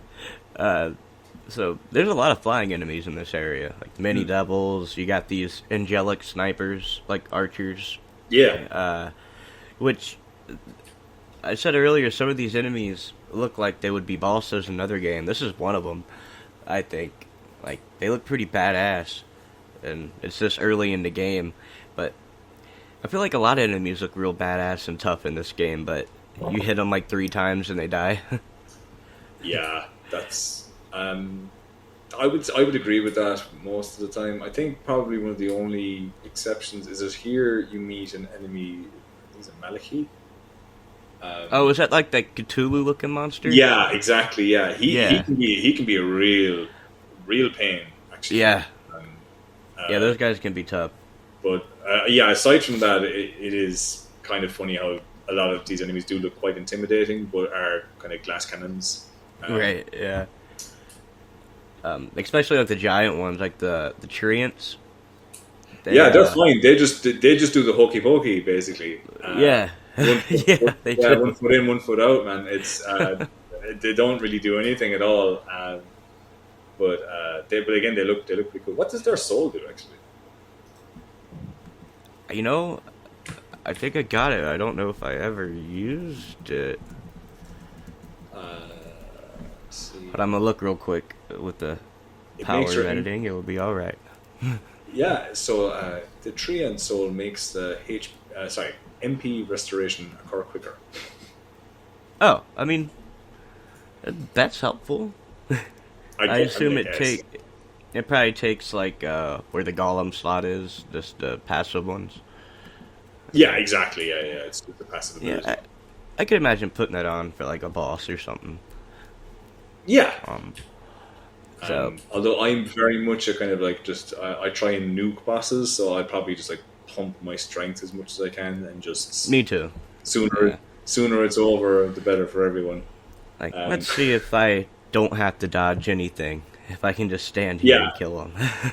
Yeah, just brute forces. Yeah, I actually do that sometimes, and then I'll be all tactical when I play a game like Dark Souls, but I'm just be a fucking idiot when I play games like this. Right? Yeah. You know? Like that's what I do if like I just beat Mega Man X. And yeah, I'm not learning your pattern. I'm going to sit here and shoot. I never use boss weapons for some reason in that game. I just always stick with the default weapon. I usually do too, and I'm like, you know what? Maybe I should start using like boss weapons in the level. I feel like that's what maybe they're used for. I mean, it's like, yeah, you've got a weapon, you may as well use it. But I love that game so much. It's the only Mega Man game I've played and beat. Just the only one you need to. You're covered, man. You're good. You've done it. Oh, that was like episode 2 for the show. I'm doing Battle Network 1 right now for the show, and I actually enjoy it a lot. Yeah, I have Battle Network, and I tried it briefly, and I was like, I didn't really gel with it, and I left it alone. Is it worth revisiting? Well, I really like the combat in it, so I guess it depends if you like the kind of combat. Like, I even played a newer game that uses combat like that, and it's very good. I wish I could remember the name of it. Okay. But, like, you know, this story is nothing really. It's kind of dumb. Well, it starts off dumb, and I think it's serious, because I know there's fucking 9 Battle Network games. There is a lot. There's so many damn Mega Man games. Yeah, it's kind of it's a bit of, because I mean, I love Mega Man X, and I said I kind of got this thing into my head that I should try and finish all of them. There's only a couple, and no, there isn't. There's 8, I think. There's at least 8, and the last 2 are not good. Yeah, aren't they on PS2? I think. Yeah, they're just not good, to be honest. But yeah, just there's so many like sub franchises and peculiarities and like, you know, one-offs and the Mega Man Soccer, you know. Yeah. So it's just, yeah, where do you start really? By release date. It's as good a strategy as any, man. I ain't gonna do it, so you're doing a service for your community by doing it for the rest of us. Well, I haven't really well, here's another thing, tangent, but I never played like Final Fantasy VII, never played really any of the Final Fantasies, but for the show I bought Final Fantasy 1 Pixel Remaster, and I just completed that, and so my next goal is Final Fantasy 2 Pixel Remaster. What did you think of Final Fantasy 1 Pixel Remaster? I loved it. Yeah, I mean, it's pretty basic. It is. Yeah, it was just a nice basic RPG. It's really nice that I can turn the random encounters off. That's the one thing I do like about the Pixel remasters is like there's a lot of quality of life stuff. Yeah, and I'm very excited to get the Final Fantasy VII because, you know, everybody talks about it. and I really want to play the remake, but I want to play the original first. I think that's a good idea. Yeah. Yeah, it's. I'd love to hear what you think after you finish Final Fantasy VII, the original version, because, like, I finished it when it came out, and I can't remember what it's like playing it for the first time. So I'd be interested to get your insight. Yeah, that's part of the biggest reason I'm doing this show is because, you know, I'm a huge gamer, but there's so many of, like, the most recommended games I've never even played through. Like, I've played Mario 64, never seen the end of it, never played A Link to the Past, never played Super Mario World, Final Fantasy 7, you know, all the masterpieces. Oh yeah, but I mean that's I guess the same is true for me probably when it comes to more modern games. You know, probably post 2010, like a lot of kind of classic games, because well, they wouldn't be classics; they'd be more recent. But yeah, there's a ton of games that, like, when people say, "Oh, what do you think of this?" and I say, "Oh, I've never played that." It's the whole, "What do you mean you haven't played it?" Right? Yeah, exactly. The whole eye rolling thing is like, because there's so many fucking games, man. I mean, when I beat Mega Man X for the show, it was the first time I played it, and I loved it. Yeah, I'm glad I finally played it. I've never beaten a 2D Mario game, but like I've played all of them. I have all of them on the Famicom and the NES, and I have like Super Mario Bros. 2 and 3, 1, 2, 3, and World. I've played them all pretty extensively. I've never finished a single one of them. I feel like that's more common of retro games anyway, especially if you're a big retro gamer. It's like, you know, if you grew up with those games, you are playing the beginning of them probably more than anything. I guess, but I mean, like, I've had my copy of Super Mario World since we got it. I guess, you know, I've played it my whole life, and I've just never got anywhere close to finishing it. You know, it's not a case to, like, oh, it's a game I only kind of played for the first time maybe in the last 10 years. I mean, I've had it for whatever, 25 years, 30 years probably, and never never finished it. You know, I have no excuse. Yeah, but it's also one of those games where it's fun to just pick up and play through, like, the first 2 worlds or whatever. See, that's true, like, and I got my fill. yeah, like, I mean, I really do enjoy Mario games, but after maybe 2 hours, I'm kind of like, I've had enough of running and jumping for a while. Yeah. You know, please don't shoot me, whoever heard that and didn't like it. Sorry.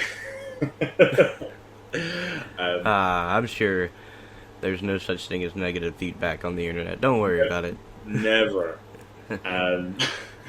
So, I was gonna say, I think we end up meeting Dimitri here, right? Yep. We run into Dimitri, who's in the middle of killing demons for the ritual. What ritual, I ask? Wait, what? I was just trying to be funny. I have no idea. Oh, you know what? I didn't even put that together. Yeah, I know what ritual. Yeah. Huh. The more you know. The more you know, exactly. But that is kind of cool, like, playing through. Like, you can see little setups of things that's going to happen. Yeah. This you don't have a lot of context right now, and you're kind of like, oh, they're just trying to be spooky and weird or whatever. But yeah, it's nice to see on your second playthrough, and you kind of see things like, oh, okay, that was actually a setup for something. Okay, cool. All right, yeah. Also, I'm thinking we do this boss and get a little farther to Malphas, and mind if we take a break for like an hour or so? I mean, yeah, I was going to say, I'm even cool for if you have time to do a part 2 sometime or whatever you think. I mean, we can do that. Let's finish this area and we'll end it and we'll figure it out from there. Yeah, 100%, man. Absolutely. Yeah. For a short game, we were talking a lot. Yeah, it's nice. Yeah, no, it's good. I just have so much to say about these games. That's why we post every other day. Yeah. Yeah. I can see, man, yeah. So Dimitri, he'll mock your magic that you do. Yeah, that's a really cool mechanic. I like that. Yeah, it is cool. Other than that, he's nothing too special. Just don't use anything that's going to mess you up. Yeah, use something shit and then punish him, and that's kind of it. Actually, the bone is pretty good for this because when he throws it, you can pretty easily just walk out of the way. Man, do I hear you talking shit about the bone? No, I'm saying it's good to use here. I swear, I ain't talking shit about the bone. Okay, you're saying something positive about the bone. Okay, that's good. But I would never. No, you can't. You can't talk shit about the bone. It's a game changer. But yeah, no, that is actually my tactic. Is I throw the bone at him, and then I just use melee attacks, and he goes down real fast. Yeah, yeah. And here, after he apparently dies, something goes into you. You feel it. So that won't come back at all. No, not related. It's just indigestion. And right around the corner from here is another boss. And Which is kind of strange pacing. Yeah, because later, actually, you get another boss right after this, which is your first Dario fight. Yeah, they kind of come quickly here. And then they get more spaced out. So this guy, he's Malphas. He's a demon who's accompanied by a bunch of crows. He hits pretty hard, but, he's actually pretty easy to avoid once you get it down. And this boss is actually a recurring boss in the Metroidvania kind of, I don't know what to call it, a franchise or whatever, but... Does he always give you a double jump?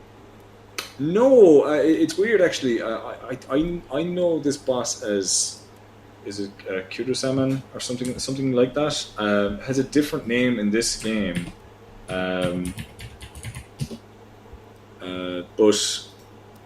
Yeah, it's usually like a mid-level boss that ends up becoming an enemy later on. I think that's the same for this, right? Do we see him again? In this game? I don't know if we see him again in this game. He comes back he's in Symphony of the Night. He comes in as a regular boss. enemy. Yeah. Yeah, he's a boss in a few games, but he comes back as a regular enemy after being a boss fight. It's kind of like the Taurus demon in Dark Souls, I guess. He's a boss in more games in more than one way. He's a boss in Diablo 3, Diablo 4, Devil May Cry. He's a popular guy. Yeah. But thankfully, it's a pretty straightforward boss, but thankfully you get a double jump. It's so nice getting this. It's so... Yeah, it's just so necessary. It really is. You feel so much more mobile. Like you said, you kind of start off as slow, very slow.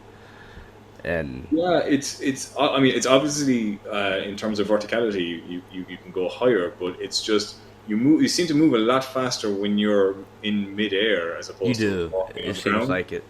Yeah. So it definitely seems that way. I don't know how true that is, but so being able to leverage the fact that you can stay in the air for longer, it feels like you're moving a lot faster than you are. Yeah. So it's in terms of horizontal movement, it's far more rewarding. And it also feels great getting like new mobile abilities because you're like, hell yeah! I wonder what I can go find now. Well, yeah, I mean it's the nature of, I guess, Metroidvania. You get a little new ability, and it's like, oh, what does that unlock out of all the previous rooms I was in? And this ability is definitely one that unlocks quite a bit, actually. Anything that helps with verticality is usually pretty good. This combined with the gliding armor. Oh yeah, it's super useful. Not more useful than breaking fucking ice blocks. Oh no. Yeah, there's nothing more useful than that. Okay, sorry. Except for the sitting on the chair ability. Sitting on the chair is pretty good. I mean, I'm doing them right now. It's pretty good. You know what? Yeah, it is handy. Oh, knock it. But yeah, it's. I mean, one thing about these games is it's always nice going through those different progression stages of getting abilities and equipment that makes you feel stronger when you start like one-shotting enemies. But I think when you combine that with like being far more mobile, it really gives you that like, oh yeah, I'm getting good at this. I'm feeling way more comfortable. You definitely feel like, oh, the character I'm playing as now is totally different to the guy I had like 2 or 3 hours ago. Oh yeah, exactly. It's very transformative. Yeah.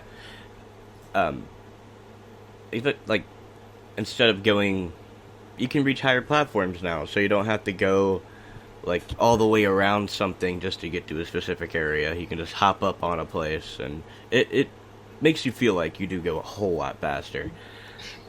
Do you know, back to my very kind of lame joke about like whoever planned the castle, you know, with the really weird biomes that are in it. But just the other side of it is, I mean, have these people heard of fucking ladders? I mean, these are not like this is not an easy place to get around. Like, if you are Dracula and you're sat in the core of your castle and you want to disperse your minions throughout the castle, I mean, like, it's not really convenient. There's no lifts, there's nothing. It's just a castle. I mean, above all, I mean, it's meant to be obviously, you know, a defense mechanism typically, but I mean, people live there, and like having to jump up 11 feet over your own head in order to get to the next floor as opposed to just using a set of stairs is a bit weird. Yeah, and how often do the nades have to, like, you know, sweep the hallway with two treants in it? And yeah, well, I mean, they might shake down a lot of branches and leaves and stuff, but I mean, even still, it genuinely is a thing that used to bother me about playing these kind of handheld or the 2D Castlevania games is I couldn't get over the fact that, like, you know, Vlad Tepes was a real guy who did have a fort and a castle and stuff, and it's not that I wanted the castle to be modelled on a real historical castle, but I mean, at least make the castle somewhere people actually, I don't know, make it feel lived in. Yeah, make it feel like an actual fucking castle, or at least if you are going to create all these different biomes, have to make some bit of sense or something. There's very few stairs, and you know, it's always nice when a place like in a game feels like it could be a place. Like going, like I'm playing Half-Life for the show, and you know, you get to your lab, the building, and everything just feels right. It feels like people actually do things here, and like, I don't know, it feels lived in. Everything's just kind of randomly put in this castle. Yeah, it's just that I'm in. Well, I meant to be in. I don't know, like they would say, for instance, the Garden of Madness, whatever. Like I meant to be in a garden, and there are just kind of weird hanging platforms around the place. Yeah, it's just kind of that happened to be just spaced, you know, just close enough that I can just about jump from one to the other. It's like, is the dude that's taken after this garden, is this what he's doing to get around? It just doesn't really, you know. And I know I'm being pedantic, and I'm obviously kind of joking, but it's it is kind of just one thing that I always find a bit strange about these Dracula's castle incarnations. Like, this is not fucking. No one lives here. I mean, I saw the skeleton farmer. He's not that mobile. He's not going to be jumping around. No, he's pretty chill, man. It's just like, I mean, this would get review bombed on Airbnb, like, you know. Oh yeah, definitely. Actually, no, I would probably stay here though. Would you though? I mean, like, fucking random plates of spaghetti. Like, I mean, that's kind of self-catering, really. Yeah, but you're gonna have to, like, kill a weird fucked up creature to get it, and then who knows where it's dropping out of. Yeah, but I mean, that's just part of the Airbnb experience. I mean, like, the same is true if you're in this, you know, a really shady part of the city and you have to kill a rat and eat whatever comes out of it. You know, I'm not really doing a good job of selling this. Oh no, that's understandable. I live near a city. I have to go, you know, hunt rats all the time to eat them. That's not a comment on my living conditions. It's maybe only partially correct. You know, we're over here in Kentucky where we eat rats and animals. and put him into your fucked up iced tea. That's right. Hell yeah. That was a strange departure. Yeah.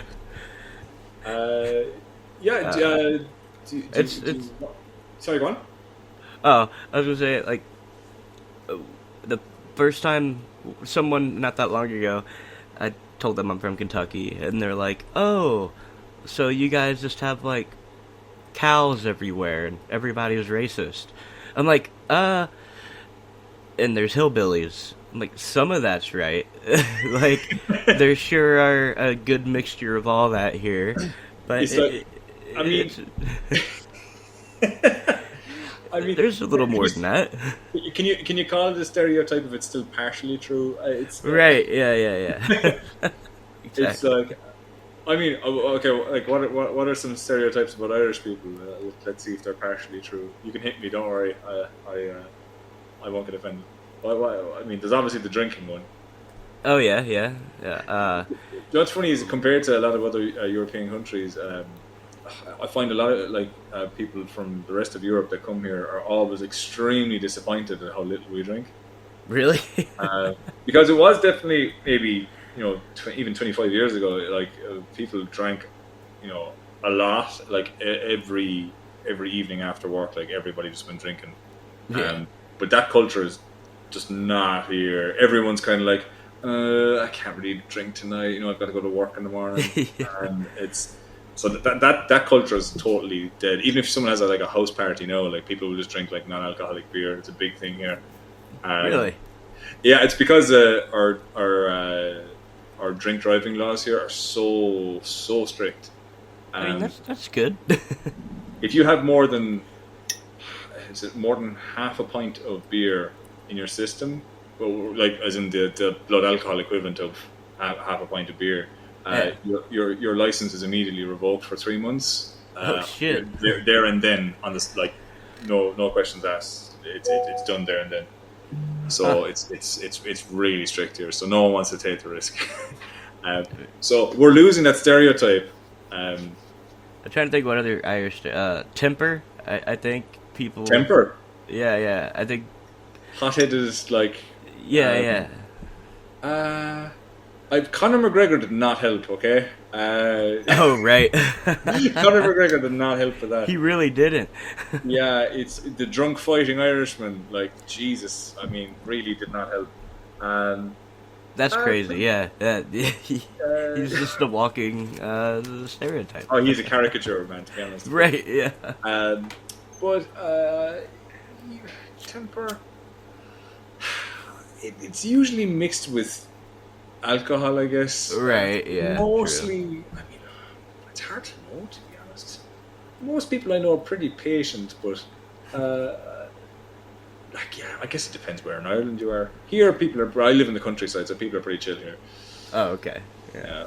Well, yeah, probably is some truth to it. Yeah, okay, why not? All Irish people are extremely angry all the time. Let's go with that. All of them? Yeah, I knew it. Damn it. Myth busted. Oh, yeah. All right. I think we'll end it here. Next episode will pick up at the Gardens of Madness, and we'll be going into the Daria boss fight. I'll still figure out if I want to. I guess it depends how long the next part is. If I want to make it a 2-parter or just one long episode. I don't know. I'll find out. We can chop it up, but it's whenever it's convenient for you, man. It's perfect with me. Yeah. All right. Thank you guys for listening. Thanks very much, I guess. Yeah. I didn't realize you were doing a goodbye message. Sorry.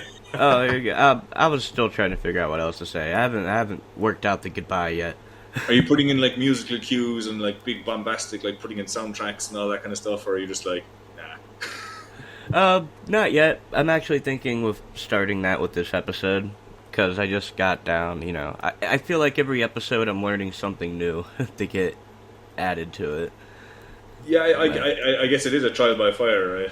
Yeah, because I'm doing the editing too. I just figured out, how to change the pitch of people's volume, and I just figured out, how to cut parts a little better. But yeah, it's difficult. Yeah, editing is not something I enjoy doing. But, it was really fucking me up at first. But once you get it down, you're like, okay. It's better than paying someone else to do it, even if I'm not great at it yet. But I'll get there. It's a good skill to have anyway.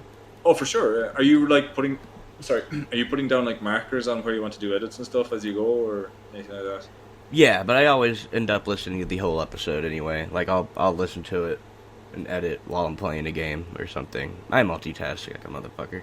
Wow, yeah, obviously, man. You get to listen to me speak for 2 hours, man. That's. I'm really sorry about that. Nah, man. The Irish voice is great. Don't hate on it.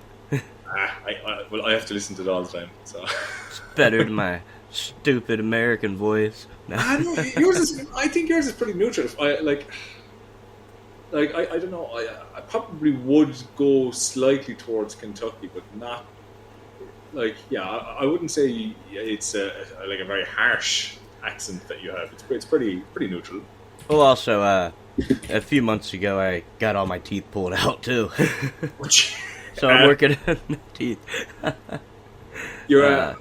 But no, I wouldn't have put you like I wouldn't have gone as far as like Nashville or anything like that. I wouldn't have gone down as far as I'd probably put you. Yeah, I think it's a pretty middle of the road accent. Hey, thank you. Yeah, I don't know if that's a compliment, by the way, but I don't really know what it is. Is it like? Would you be if someone said, "Oh yeah, you sound like you're really out and out from Kentucky"? Would you be insulted by that? I don't really get insulted. Okay. That would bother me. That some people do get a bit when it comes to accents and stuff. No. But I sound like a cartoon character, so I can't really say anything. But yeah, I've actually never been to Kentucky. I wouldn't mind. There's a lot of states I haven't been to, so I have to do a bit of traveling when I'm in the States next. The only, well, actually, let's go and wrap this up, then we'll keep talking for a second. Yeah, sure, sorry, man. Yeah, thank you for listening to Never Enough Gaming. See you next time.